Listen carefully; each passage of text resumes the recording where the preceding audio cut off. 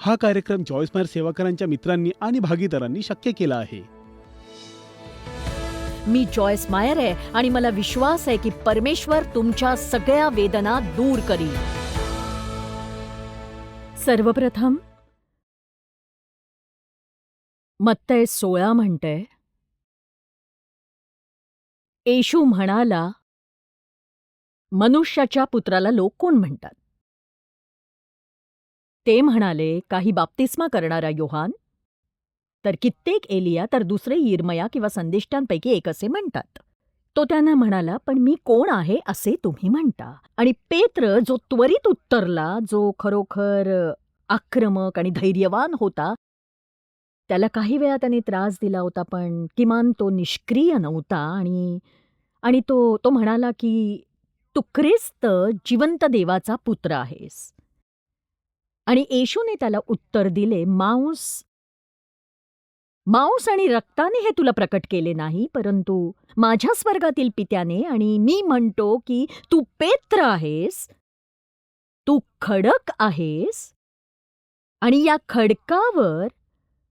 आणि खडक खरोखर पेत्र नव्हता, तो ज्या खडकाबद्दल बोलत होता तो पेत्राचा विश्वास होता, जो त्याने प्रदान केला होता. मी यावर माझी मंडळी बांधीन आणि मृत्यूलोकाचा यावर अधिकार चालणार नाही. मी यावर माझी मंडळी बांधीन आणि मृत्यूलोकाचा यावर अधिकार चालणार नाही. तुम्ही वाचत असलेलं बायबल, तुमची इच्छा असेल तर तुम्ही शेवटच्या पानावर याल, तेव्हा तुम्हाला कळेल की आपणास यश प्राप्त झालंय. आमेन. म्हणून आपल्याला जरी अमेरिकेत बदललेल्या गोष्टी पाहण्याची जबाबदारी घ्यायची आहे, आणि आपण प्रभूच्या राज्यात भरपूर लोकांना पाहण्याची इच्छा बाळगतोय. आपल्या आजूबाजूला चालू असलेल्या गोष्टींबद्दल आपल्याला काळजी करायची गरज नाही, चिंता करायची अजिबातच गरज नाही, तुम्ही भीतीत जगण्याची गरज नाही. प्रथम म्हणजे त्याचा तुम्हाला उपयोग नाही, त्याचा काही फायदा नाहीये. आणि बायबल असं म्हणतं की आम्ही त्याच्याद्वारे जय मिळवत आहोत. म्हणजे काय? विजेता म्हणजे काय हे मला समजतं, पण विजेत्यापेक्षा अधिक असणं म्हणजे काय? बरं, ही माझी स्वतःची कल्पना आहे, पण मला असं वाटतं की याचा अर्थ आहे की आपला जो देवासोबतचा पुरेसा अनुभव असतो, आपण त्याच्यावर विश्वास ठेवतो, त्याच्या वचनावर विश्वास ठेवतो, म्हणून संकट येण्याआधीच आपल्याला माहीत असतं की आपल्याला विजय मिळालेला आहे. आता तुम्ही याबद्दल विचार करा जरा, कारण तुमच्या जीवनात समस्या आहेत आणि आमच्याही जीवनात अनेक समस्या होत्या. मी तुम्हाला त्याबद्दल थोड्या वेळाने सांगेन. असे बरेच दिवस गेलेत, म्हणजे सैतान आपल्याला एकटं का सोडेल, कारण आपण पृथ्वीभर धावत फिरावं म्हणून? नाही. ते खूपच सोपं होईल. आणि तुम्ही फक्त तुमच्या मनाची तयारी करा. तुमच्या आयुष्यात संकटं येणारच आहेत, आणि सगळी वादळं आपल्याला आधीच कळत नाहीत. संकट काही आपल्याला सांगून येत नाही. त्यामुळे आपण काय बघायचं, तर कशातून जायचंय हे महत्वाचं नाही, तर जायचंय. म्हणा, जायचंय. बघा, बऱ्याचदा लोक तुम्हाला सांगतात की ते काय करतायत, आणि शेवटी मी म्हणते की ठीक आहे, देवाची स्तुती असो, तुम्ही पुढे जाताय, तुम्ही कुठेतरी मध्यभागी अडकून नाही पडलात. मी बऱ्याच गोष्टीतून गेले, आणि माझी साक्ष ही आहे की मी अजूनही इथे आहे. आणि ही एक चांगली साक्ष आहे. जेव्हा आपण बऱ्याच कठीण परिस्थितीतून जातो आणि म्हणतो, मी अजूनही प्रभूमध्ये स्थिर आहे, मी अजूनही देवावर विश्वास ठेवते, मी येशूवर प्रेम करते, मी हरणार नाही, मी ख्रिस्ताची वाट पाहतेय, तो मला घेण्यासाठी परत येईपर्यंत. त्यामुळे आम्हाला संकटांना घाबरण्याची गरज नाही. कोणालाही ते आवडत नाही. पण मी तुम्हाला भीतीत जगू नका हेच सांगू पाहते. आणि बघा, मी तुम्हाला बातम्या ऐकू नका किंवा वायफळ काही वाचू नका, ऐकू नका असं नाही म्हणणार. ते तुम्ही ठरवा. मी त्यात वेळ घालवत नाही, कारण त्यातलं बरंचसं खरं नसतंच अहो. आणि म्हणजे मला म्हणायचंय की त्या वाईट बातम्या सगळ्या आपण वाचत बसतो, त्यात वेळ दवडतो, आणि मला नाही आवडत. मला वाचायच्याच असतील तर चांगल्या बातम्या वाचायला आवडतात. जगात चालत असलेल्या मूर्खपणाच्या गोष्टींबद्दल आपण जागृत आणि सावध असायला हवं. आपण फक्त त्याबद्दल बसून गप्पा-टप्पा मारतो आणि सोशल मीडियावर तक्रार करतो, त्याचा उपयोग नाही. आपण प्रार्थना करायला हवी. प्रार्थनेचाच उपयोग आहे. प्रार्थना करायला हवीच. कारण बघा प्रत्येक निवडणुकीत आपण मत द्यायला हवं. आपली इच्छा असो किंवा नसो, कारण जर आपण मतदान केलं नाही तर तक्रार करायचा काय अधिकार आहे? आमेन. म्हणून मला वाटतं आपण भीतीत जगू नये, आपण शंकेत जगू नये, तेच महत्वाचं आहे. मग येशू पुढे गेला आणि पेत्राला म्हणाला, मी तुला स्वर्गाच्या राज्याच्या किल्ल्या देईन. मी तुला स्वर्गाच्या राज्याच्या किल्ल्या देईन आणि स्वर्गाच्या राज्याच्या किल्ल्या आणि आणि पृथ्वीवर जे काही तू बांधशील ते स्वर्गात बांधले जाईल आणि पृथ्वीवर जे काही तू मोकळे करशील ते स्वर्गात मोकळे केले जाईल. आता बघा, हे विस्तारित भाषांतर आहे. तुम्ही पृथ्वीवर जे काही बांधाल ते स्वर्गात बांधलं जाईल. तुम्ही पृथ्वीवर जे मोकळं कराल ते स्वर्गात मोकळं केलं जाईल. बघा, आपण कुणापेक्षा वरचढ आहोत असं नाही म्हणायचं, पण देवाची मुलं म्हणून आपल्याला देवासोबत काम करण्याचा आणि स्वर्गाला पृथ्वीवर आणण्याचा अधिकार देण्यात आलेला आहे. म्हणून तो म्हणाला की तुम्ही बांधू शकता, तुम्ही सोडू शकता. स्वर्गात काय चाललंय त्यानुसार. आणि बघा, काही वर्षांपूर्वी मी चर्चमध्ये गेले होते आणि हे सत्य मला कळायचं होतं. मला वाटत होतं सैतान खरा आहे. म्हणजे अर्थातच मी चर्चमध्ये त्याच्याबद्दल थोडंसं ऐकलं होतं, पण तो एक खरा शत्रू आहे. एक खरा शत्रू जे मला कधीच कळलं नाही. आणि बऱ्याचदा आपण इतर कुणाला तरी किंवा समस्यांना दोष देतो आणि खरोखर या सगळ्याच्या मागे सैतान असतो. जेव्हा पेत्राने येशूचा निषेध केला, कोणी इतका मूर्ख असण्याची कल्पनाच करू शकत नाही, पण आपण आहोत. आणि येशू त्यांना सांगू पाहत होता की त्याची यरुशलेमला जायची वेळ आली आणि त्याला कसं जीवे मारण्यात येईल, आणि गंभीरपणे सांगत होता तो. आणि पेत्र त्याला म्हणाला, नाही प्रभू, हे तुझ्यासोबत कधीही घडू नये. आणि लगेच येशू म्हणाला, अरे सैताना, माझ्या मागे हो. तू मला अडखळण आहेस. तू देवाच्या नाही मनुष्यांच्या गोष्टींकडे लक्ष लावतोस. आणि तो पेत्राला सैतान म्हणत नव्हता, पण सैतान पेत्राद्वारे काम करतोय हे त्याला माहीत होतं. आणि तुम्हाला हे कळणं आवश्यक आहे की जे लोक तुमच्यावर खरोखर प्रेम करतात ते नकळतपणे सैतानाला त्यांच्यात काम करू देतात आणि तुम्हाला पाप करण्यास प्रवृत्त करतात आणि प्रभूच्या इच्छेनुसार कार्य करण्यापासून अडवतात. प्रभूची इच्छा पूर्ण करू देत नाहीत. जेव्हा देव माझ्याशी त्याचं वचन शिकवण्याबद्दल बोलला, एक सांगू, लोक मला विचारतात, देव तुमच्याशी बोलतो तरी कसा बरं?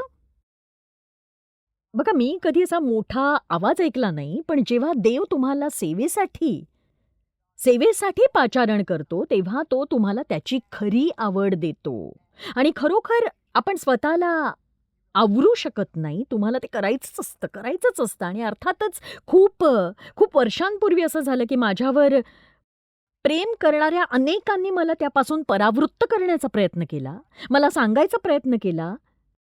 कारण मी एक स्त्री आहे म्हणून मी हे करू शकत नाही, मी प्रभूकडून ऐकूच शकत नाही कारण मी स्त्री आहे, कारण स्त्रिया हे करतच नाहीत. आणि म्हणून मी प्रभूला म्हटलं, मी करू शकत नाही कारण मी स्त्री आहे. आणि त्याने मला आठवण करून दिली. सेवेसाठी बोलावण्यापूर्वी त्याला माझं लिंग माहीत होतं. आणि तुम्हाला हे समजायला हवं की पौलाने सांगितलेल्या काही गोष्टी त्यावेळी सांस्कृतिक होत्या. आणि म्हणून मी फक्त तुमच्या लक्षात आणू इच्छिते की मी असं नाही म्हणत की कुणाचंही ऐकू नका, पण बघा, तुमच्यापैकी काही जण खरोखर आनंदाच्या ठिकाणी आहात. योग्य लोकांकडून सल्ला घेणं चांगलं असतं. आणि बघा, बायबल असं म्हणतं की अधार्मिक लोकांकडून सल्ला घेऊ नका, परंतु इतर कुणाही पेक्षा अधिक तुम्ही देवाचं ऐकण्याची गरज आहे. आणि कोणी तुम्हास भविष्य सांगो किंवा तुम्हाला उपदेश करो, तुम्हाला सल्ला दिला, तुम्ही ते प्रभूकडे न्या आणि म्हणा की हे प्रभू, तुझी हीच इच्छा आहे का माझ्यासाठी? तुला वाटतं का की मी हेच करावं? आणि बघा, कधी आपण इतर लोकांवर जरा जास्तच अवलंबून असतो. आमेन. मी मी देवला असं सांगितलं, की मला एका शिकवणीचे 21 गुण मिळालेत आणि तो तो मोठ्याने हसला आणि म्हणाला, "2 संदेशांबद्दलचे मुद्दे असतील त्यात कदाचित." कारण मला हे सगळे मुद्दे नेहमीच मिळालेत आणि मी ते कधीच पूर्ण करू शकले नाही. त्यातला पहिला मुद्दा, की सैतानाला कसं कसं पराभूत करावं. माझा विश्वास आहे, की वादळात शांतता राखायलाच हवी. ते किती महत्वाचं आहे हे माहीत असायला हवं सर्वप्रथम. आणि बघा, आपण मनुष्य आहोत आणि जेव्हा समस्या येतात तेव्हा तेव्हा नैसर्गिक आहे, की जर अशी काही समस्या असेल ज्याची तुम्हाला अपेक्षा नसेल, तर आपली प्रतिक्रिया ही अगदी नैसर्गिक असते. आपण घाबरतो. म्हणजे मी घाबरते, तुम्ही घाबरता. आणि बघा डेव्ह क्वचितच घाबरतो, कारण तो खरंच एका वेगळ्याच प्लॅनेटवर राहतो. तो अगदी शांत आहे. स्थिर स्थिर आहे. एकच गोष्ट ज्यामुळे तो नाराज होतो ती म्हणजे सरकार आणि गोल्फ. त्याच्या व्यक्तिमत्वाचा याच्याशी नक्कीच संबंध आहे, कारण डेव्ह हा एक खरा आणि अगदी शांत असा माणूस आहे. आणि मी सतत अगदी अशी गुरगुर करत असते. मी स्वतःला सुधारतेय. किती जण किती जण सतत अस्वस्थता अनुभवतात. मग ते उभे असोत, बसलेले असोत, काही करत असोत, ते अस्वस्थ असतात. ठीक आहे. बघा, हे समजून घ्या, की तुम्हाला सतत अस्वस्थ करणारा हा सैतान असतो आणि तुम्ही त्याचा प्रतिकार करणं नक्कीच गरजेचं आहे आणि मी तेच करते. जेव्हा मला असं वाटतं, मी स्वतःशी बोलते आणि स्वतःला समजवायला लागते आणि माझी इच्छा आहे, की तुम्हीही तसंच करायला हवं. बघा, मी तुम्हाला सांगते, की मी स्वतःला म्हणते, की जॉयस, तुला भूतकाळात सगळ्या प्रकारच्या समस्या होत्या आणि तू अजूनही स्थिर उभी आहेस. प्रभूने प्रत्येक गोष्टीची काळजी घेतलेली आहे.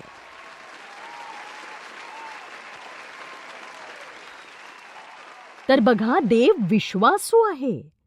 आणि भूतकाळातील विजय लक्षात ठेवा. तुमच्या समोर एक नवीन आव्हान असताना ते खूपच शक्तिशाली आहे आणि म्हणूनच मी हे कायमच लक्षात ठेवते. बघा, एक वेळ अशीही होती जेव्हा मी खरोखर कठीण कठीण प्रसंगातून जात होते आणि मला मिळालेल्या काही विजयांकडे मी मागे वळून पाहते आणि बघा, 37 वर्षांपूर्वी मला स्तनाचा कर्करोग झाला होता आणि एका बाजूला मला मास्टेक्टॉमी करावी लागली. आणि जेव्हा तुम्ही कर्करोग हा शब्द ऐकता ना, तेव्हा ते भयावह असतं. आणि आपण बरे झालो आहोत असं उच्चारलं तरी ते ते एक प्रकारचं आव्हान असतं आणि कधीतरी तो कर्करोग उलटूही शकतो आणि त्याची काळजी घ्यावी लागते. आणि बघा, आज मी इथे आहे 37 मॅमोग्रामी नंतर. आणि बघा, असं झालं की त्यांना एकदा शंका आली म्हणून त्यांनी माझं पेट स्कॅन केलं. तुमच्या संपूर्ण शरीराचं स्कॅनिंग. आणि त्यांना इतकं काहीतरी मनोरंजक आढळलं आणि तो तो माणूस मला म्हणाला, की तुमच्या मणक्याला एका वेळी काही कर्करोगजन्य जखमा झाल्या होत्या, पण त्या आपोआप बऱ्या झाल्या आणि त्या तुमच्या लक्षातही आल्या नाहीत. आणि मी म्हटलं, नाही, त्या आपोआप नाही बऱ्या झाल्या, कारण देव देव कोण आहे हे आपल्याला माहिती आहे. आमच्याकडे 37 वर्षांपासून काम करणारी स्त्री होती. तिच्याहून अधिक सकारात्मक आणि गोड असं तुम्हाला कोणी दुसरं मिळणार नाही आणि ती नुकतीच कर्करोगाने गेली आणि आम्ही प्रत्येक जण तिच्यासाठी प्रार्थना प्रार्थना करत होतो, पण तसं घडलं नाही. आणि प्रभूच्या इच्छेने जे काही घडलं ते चांगलंच होतं. पण पण जेव्हा आपली जाण्याची वेळ येते ना, तेव्हा आपल्याला जावंच लागतं. आपण घाबरलो तर काही चांगलं होत नाही. आणि ज्यांना स्वर्ग ठाऊक आहे यात आश्चर्य नाही, की पौल म्हणतो, की जगणं हे ख्रिस्त आणि मरणं हा लाभ आहे. आणि म्हणूनच काळजी करू नका आणि प्रभूने दिलेल्या प्रत्येक दिवसाचा आनंद घ्या. सैतानाला अडवा. उद्या काय होणार आहे कुणालाच माहित नाहीये, परंतु आजचा आनंद आपण लुटू शकतो, कारण आपल्याजवळ जे आहे ते आपल्याला माहिती आहे. आमेन. तर बायबल आपल्याला सांगतंय की जर आपण जीवनातील वादळात शांत राहिलो तर ती शांतता ही एक चावी आहे. ही एकच चावी जी सैतानाला गोंधळात टाकते. आणि बघा, मला असं असं म्हणायचंय की जर त्याने तुमच्या विरुद्ध असं काहीतरी घडवून आणण्याचा प्रयत्न केला, ज्याने तुम्ही अस्वस्थ होता, घाबरता, तर तुम्ही शांत राहा आणि तुम्ही देवावर प्रेम करत राहा. तो काय करू शकणार आहे सांगा? तो काहीच करू शकत नाही. आणि बघा, मला तुमचं तुमचं माहीत नाही, पण मला वैयक्तिकरित्या सैतानाला गोंधळात टाकायला आवडतं. रोमकरास अध्याय 16 वचन 20 म्हणतं, शांतीचा देव लवकरच लवकरच सैतानाला तुमच्या पायाखाली चिरडेल. शांतीचा देव, शांतता हीच सैतानाला पराभूत करते. इफिसकरास 6 मध्ये देवाने आपल्याला दिलेल्या चिलखताबद्दल सांगितलंय, जे युद्धाच्या काळात आपलं संरक्षण करत असतं. ते म्हणतं की धार्मिकता धारण करा, आपली कंबर सत्याने कसा, नीतिमत्वाचं उरस्त्राण धारण करा. हे धारण करा शब्द मला आवडतात. आपली कंबर सत्याने कसा आणि नीतिमत्वाचं उरस्त्राण धारण करा. बघा, हे धारण करा शब्द माझ्या बायबलमध्ये जेव्हा मी पाहते तेव्हा मी त्यांच्याभोवती एक वर्तुळ काढते, कारण मला ते आठवण करून देतात त्यासाठी माझ्याकडून काही कृती आवश्यक आहे. बघा, देव आपल्याला खूप काही देतो, पण आपण काहीच करत नाही. आपल्याला आपल्या वाट्याचं करायचंय. देव आपल्यापैकी कुणासाठीही सगळं काही करत नसतो. तो त्याच्या वाट्याचं करतो. त्याच्या वाट्याचं तो करेल, आपल्या वाट्याचं आपण करावं. आणि जर आपण आपल्या वाट्याचं केलं नाही, तर मग देव त्याच्या वाट्याचं कधीही करणार नाही. आणि बऱ्याचदा जेव्हा तुम्हाला एखादी समस्या असते, तुम्ही देवाला विचारता काय करू, तेव्हा देव तुम्हाला तुमच्या वाट्याचं करायला सांगतो. तो म्हणतो तुम्ही तुमच्या वाट्याचं करा, मी बघतो. असं एखादं दार तुम्ही अनावधानाने उघडं ठेवलं असेल आणि आपण वेगवेगळ्या वेळी हे करतो. देवाने समस्या सोडवण्याआधी आपण आपण जे करायला हवं ते करायला हवं. आणि बघा, बऱ्याचदा जेव्हा तुम्ही आजारी असता, माझ्या बाबतीत असं वारंवार घडतं. मी प्रार्थना प्रार्थना करते, केवळ देवाने मला बरं करावं असं नाही, तर मी असं काहीतरी करतेय ज्यामुळे हे घडतंय. आणि बघा, बऱ्याचदा हे इतकं इतकं सोपं असतं. मला एकदा माझी पाठ दुखायला लागली आणि अ, मी खूप औषधं घेतली. मी भरपूर काही केलं. मला जे देव दाखवत होता ते कळलं मला, की जे माझे स्नायू स्नायू होते ना, म्हणजे बघा, म्हणजे माझी मांडी नाही, गुडघ्याच्या खाली मागच्या बाजूला आपण काय म्हणतो त्याला? हां, पोटऱ्या. हां. बापरे! मी मांडी म्हणणार होते. तर माझ्या पाठीला दुखापत झाली होती आणि पोटऱ्याचे स्नायू घट्ट झाले होते खूप. आणि म्हणून म्हणून मी इंटरनेटवरून त्यासाठी स्ट्रेचेस मागवले आणि मी ते नियमितपणे करत होते आणि मला मला आराम मिळाला. आणि देव एकदा याला द yips असं म्हणत होता काहीतरी. ते काय आहे हे मला माहीत नाही. पण तो yips असं म्हणायचा त्याला आणि तो आतल्या चिंताग्रस्त आणि डळमळीत व्हायचा. तेव्हा त्याने प्रार्थना केली त्यासाठी आणि देवाने त्याला दाखवलं की तो तो खूपच कॉफी पितोय म्हणून हे होतंय.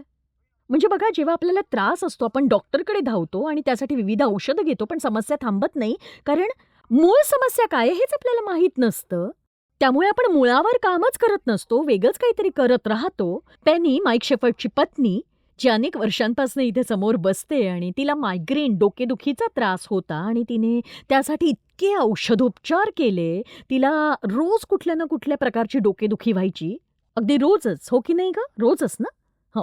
तर असं रोजच तिचं डोकं दुखायचं आणि मग तिला कळलं की ते मायग्रेन आहे. आणि मग देवाने तिला तिला दाखवलं की तिने तिने गोड कमी करावं. ती एका कपमध्ये खूप चमचे साखर घालायची. किती गं? किती चमचे घालायचेस तू सांग ना? 2. अगं सांग ना, काय हरकत आहे त्यात? अगं मी स्वतःचं सगळं सांगतेच की. 5.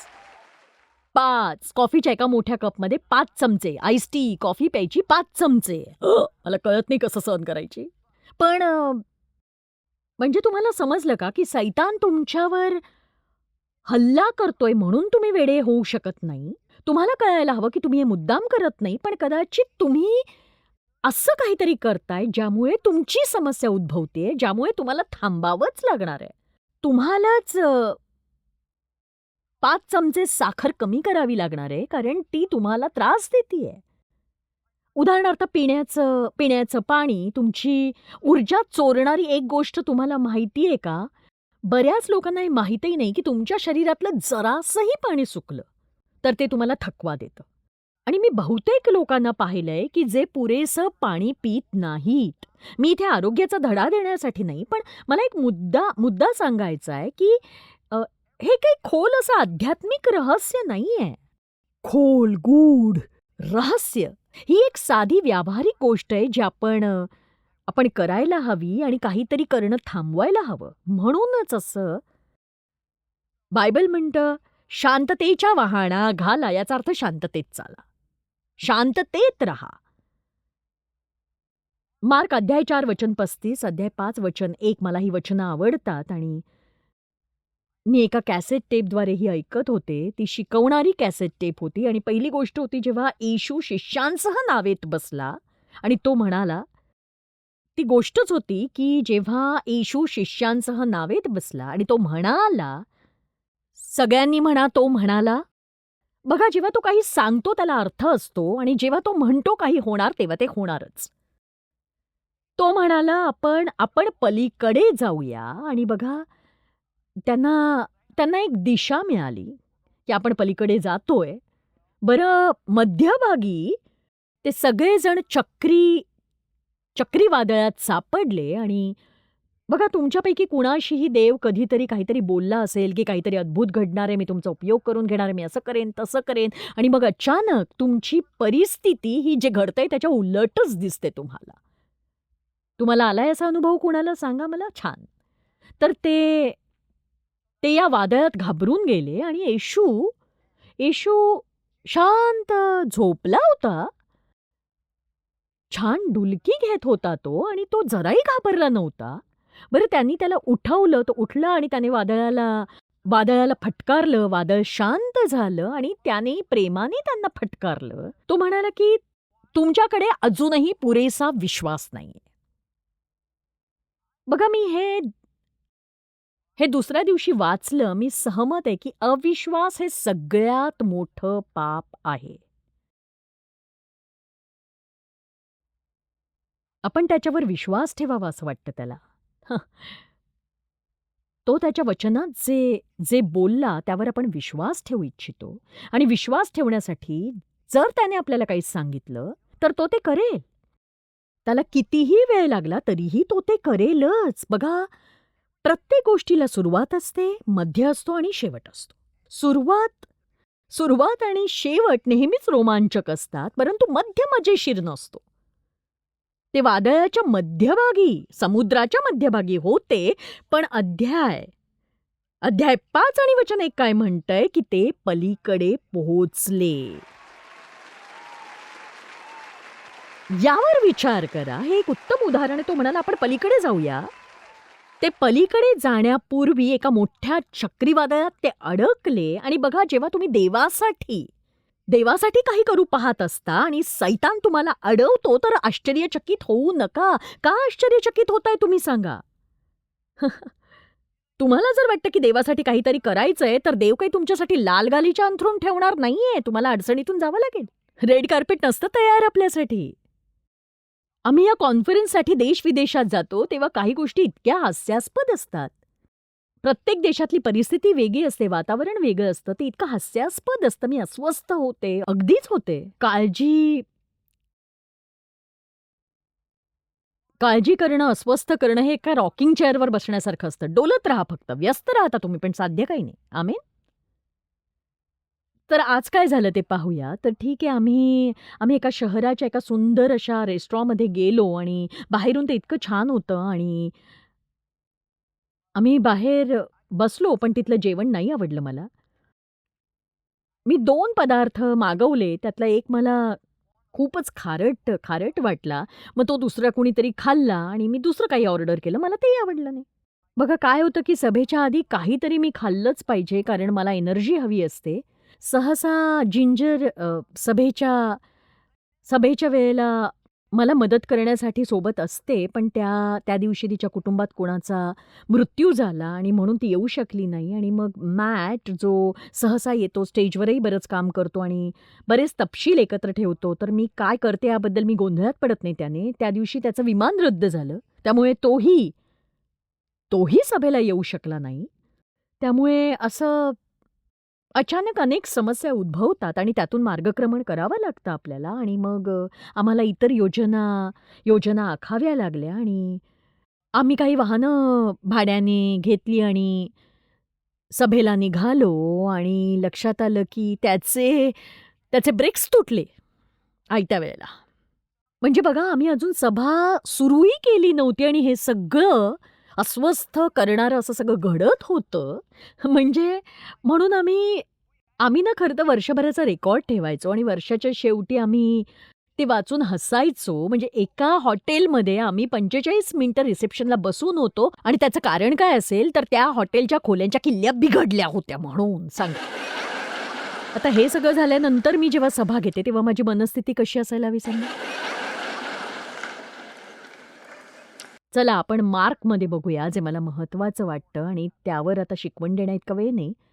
पण वचन 35 असं म्हणतं, की त्या दिवशी संध्याकाळी तो आपल्या शिष्यांना म्हणाला, "आपण सरोवरापलीकडे जाऊया." त्यानंतर त्याने सांगितलेली गोष्ट महत्त्वाची आहे, जी मला तुम्हाला सांगायची आहे. तो असं म्हणतोय, की गर्दीपासून तुम्ही वेगळं व्हायला हवं, गर्दीपासून वेगळं व्हा. बघा, जर तुम्हाला तुमची वेगळी वाट निर्माण करायची असेल, तर गर्दी मागे सोडावीच लागेल तुम्हाला.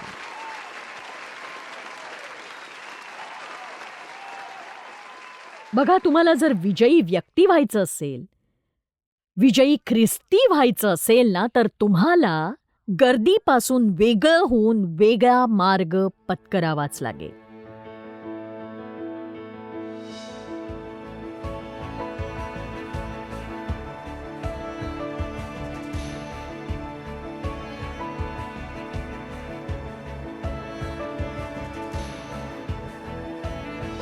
हा कार्यक्रम जॉईस मेयर सेवाकरांच्या मित्रांनी आणि भागीदारांनी शक्य केला आहे.